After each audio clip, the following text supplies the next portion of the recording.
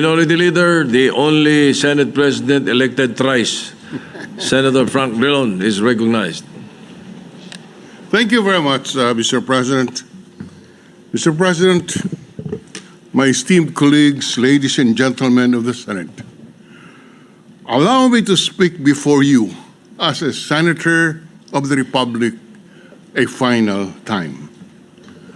Mr. President, the Senate has given me a wealth of knowledge, experience, and wisdom that I could not have gained elsewhere, not even from being a Chief Justice of the Supreme Court, a position which I politely declined in 2012. Much of what and who I am now, I owe to the Senate. I have been Senate President 4 times, Senate President pro tempore, Majority Leader, and for the last 6 years, the Minority Leader. And it is here in the Senate where I have done my best and perhaps experienced my worst. Perhaps some will say that they will miss the position and everything that comes with being a senator, but not the work I, on the other hand, love to work. I take pride in doing work that matters. The legacy that I wish to leave behind is written in between the lines of the laws that I have authored.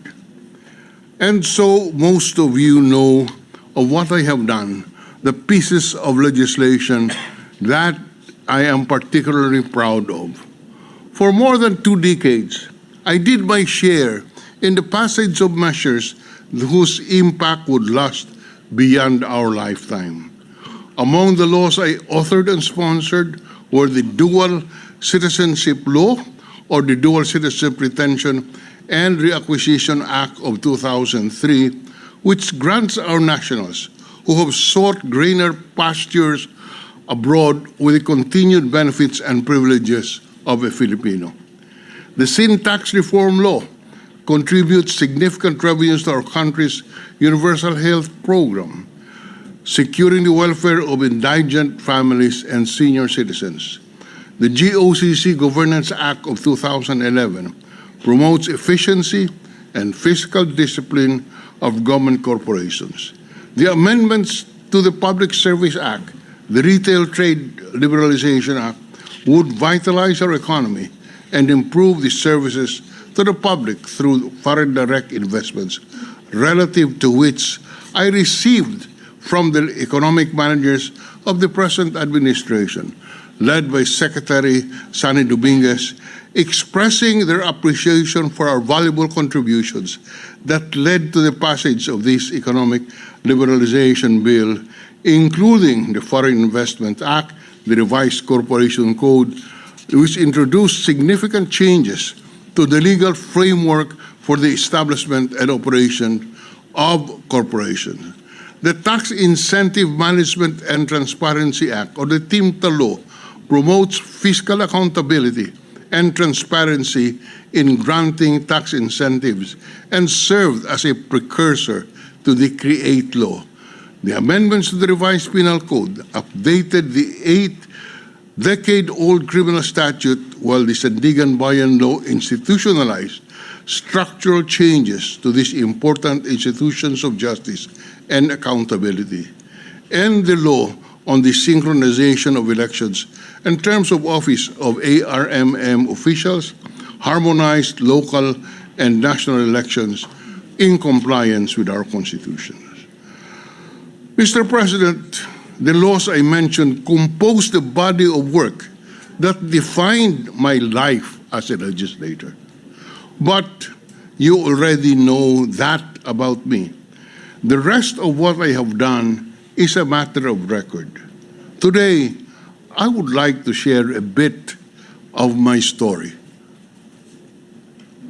I am now often asked what advice I can give to the new senators. There is no short or one answer. What I can say and share are some lessons I have learned in the 24 years that I have been in the Senate. Early in my first term, I learned that getting elected to the Senate did not make me a senator. I had to labor hard to become worthy of the title. I had to earn my place in the House of 24 Republics through hard work, late nights, and early mornings. When I joined the Senate back in the 10th Congress in 1995, I was confident that my 25 years of law practice and my 9 years in the Executive Department as Labor, Justice, and Executive Secretary have made me more than able and ready for the Senate. So I thought, while my education and work experience served me well, the Senate was tougher than I expected. I had so much to learn.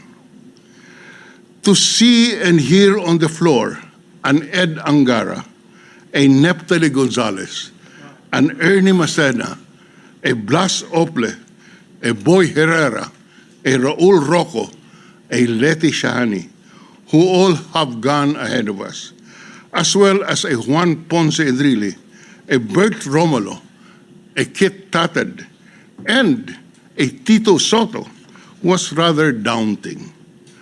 But it was also challenging and inspiring, Mr. President. And I knew that I must earn the respect before I can consider myself as their equal.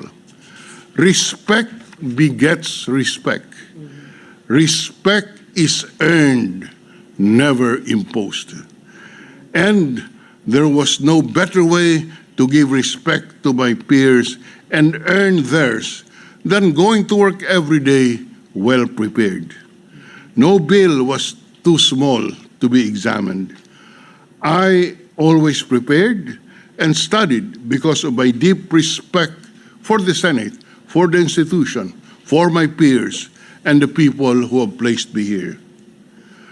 My dear friends, fate was relentless in surprising me with events that pushed me to make hard choices. In the 4 times and the 8 years and 7 months that I was Senate President, I had to lead this chamber and make hard choices during the most challenging times, such as the I accuse speech in 2000 that led to the impeachment of then President Estrada, the deeply divided Senate of the 12th Congress from 2001 to 2004, punctuated by the rump session of 2002, where then Senator and now Senate President Tito Soto and I were on opposing sides. The Oakwood Mutiny in 2003 that allegedly involved a then member of the Senate and a future senator.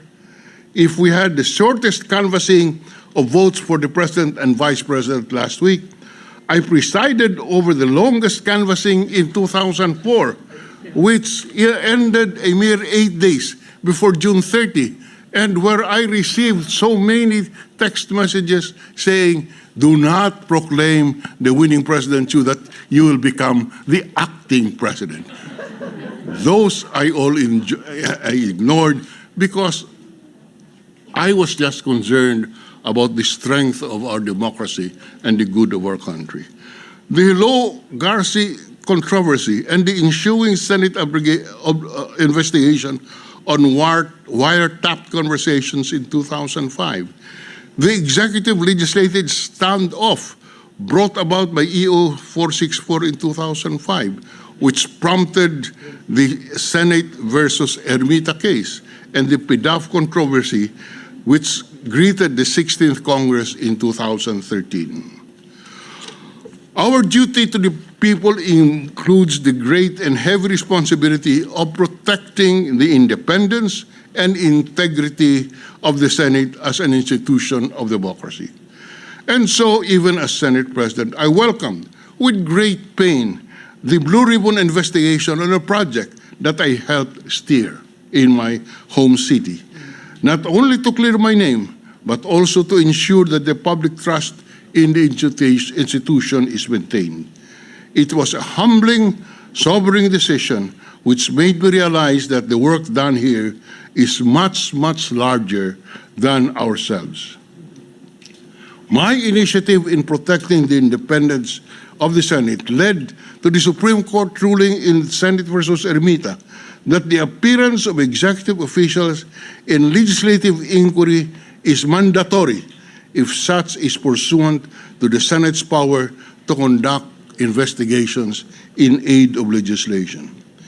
Together with the present Senate leadership, led by Senate President Tito Soto, we secured the landmark ruling in Pangilinan versus Cayetano, where the Supreme Court recognized that the power of the President in treaty abrogation is not absolute, but one that is shared by the Senate with the Senate of the Philippines.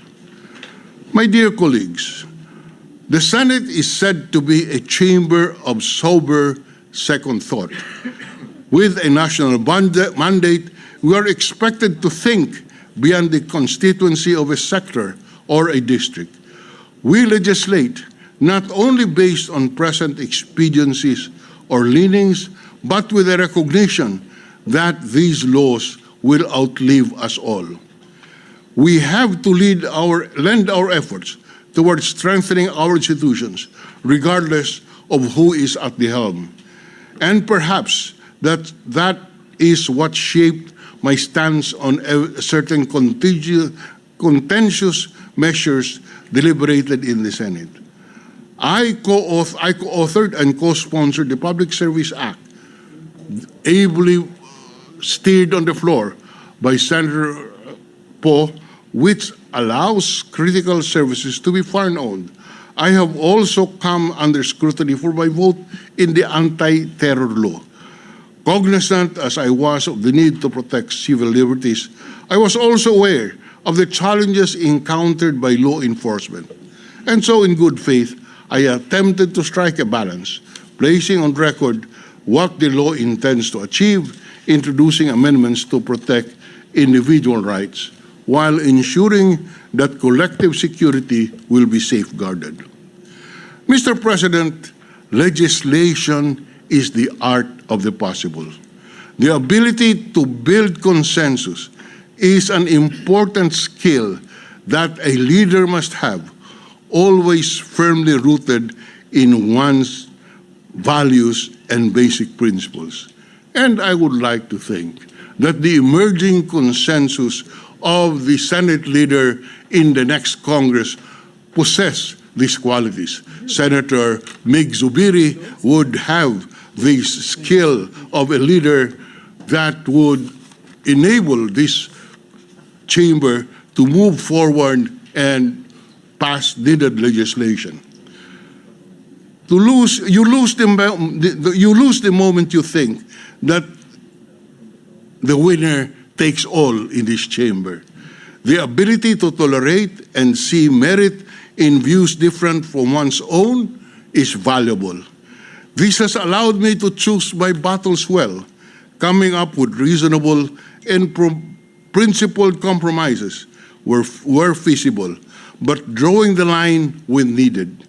It is this recognition that made me effective in my roles as Senate President, Majority Leader, and Minority Leader for the last 6 years. As a lawyer, I built my living on winning arguments. I am trained to make things difficult for my adversaries. But that is not the Majority Leader that I strive to be, as my colleagues saw me in the last 6 years. I am not sure if that is how Senator Zubiri feels. But in many instances, the records will show that I premised my statements and my arguments by an assertion that this is what the Majority Leader wants the Minority Leader to do. Kidding aside, being part of the minority or the opposition should always be anchored on public good and not on the urge to obstruct or to be proven right. There are 24 of us in this chamber, 24 independent republics, they say. Each of us received a mandate from the people. My dear colleagues, there is great value in listening. That is why early in my career as a senator, although I was never schooled, I allowed myself to be taught and mentored. To be elected into office requires highlighting one's achievements, self-promotion, if you will. But I never let that fool me into believing that public service is about me or my name. To date, I am the only Drilon who holds an elective position in government. I am fully aware that public service is not something I can bequeath to my children or my relatives. It is both a responsibility and a privilege that is proactively chosen out of a deep sense of duty and desire to serve, not out of entitlement or a birthright. I never subscribed to the practice of filing bills for the sole purpose of being a prolific legislator by sheer volume of the bills filed. I chose to shepherd and associate myself with measures that I believed would bring much-needed impactful reforms. I owe my position to the people who have elected me into office. I owe it to them to produce quality bills and actually see them through. While I am proud to have been part of the large work that have already been done for the nation, I am humbled by the knowledge that there remains so much more to be accomplished by a generation of legislators that will no longer include myself. My dear colleagues, the work of democracy is never finished. The challenge is to do better, to be never complacent, to not be disillusioned by our imperfect democracy or be attracted by the tempting nation that we have too much of it. The tempting notion that we have too much of it. Democracy is the reason why we stand here today, all 24 independent republics able to speak and disagree freely, able to do the duty we have been elected to fulfill. Let us never take it for granted. My fellow senators, I stand before you proud and honored to have worked with you in this esteemed institution. I cannot thank you enough for your trust and confidence. I am forever grateful to my colleagues, past and present, for electing me Senate President 4 times. It was truly an honor to lead this institution in the nearly 9 of my 24 years as a senator. To the men and women of the Secretariat, thank you for your support. You have made our work easier. Your dedication and hard work are much appreciated, and I address this to the future Senate President, should be rewarded. One of the best decisions I ever made as Senate President was to institutionalize our employees' monetary and non-monetary benefits. To the Senate media, thank you for your fair, sometimes unfair, coverage of our life and our work in public service. Thank you for asking tough but important questions. Just this afternoon, Mr. President, I was presented by the media with a gift with their well wishes written on it, and allow me to read a few.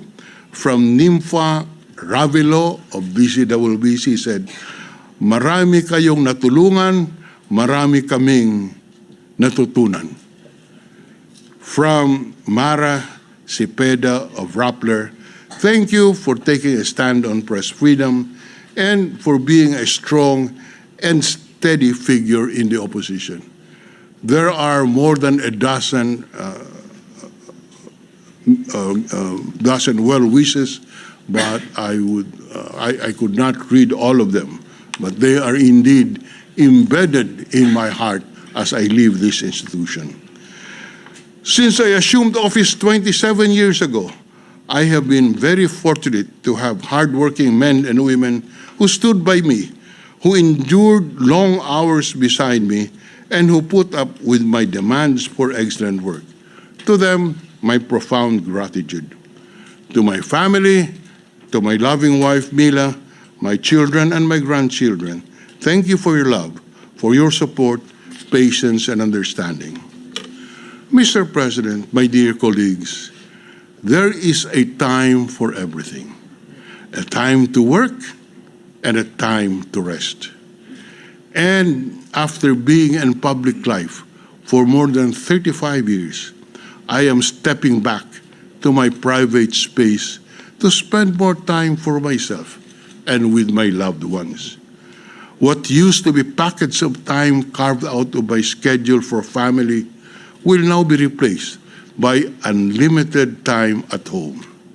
How time makes fools of us all.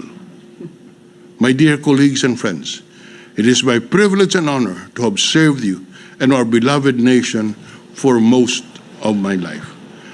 I will not say that I will be back again. I am at that stage of man's life where one no longer has grand dreams for myself, only memories. And you all will be in my memory. I hope I can be in yours. Remember me fondly and kindly. And as the many great senators before me, it is with immense gratitude and profound pride that the gentleman from Iloilo, for the last time, yields the floor. Thank you. God bless the flag.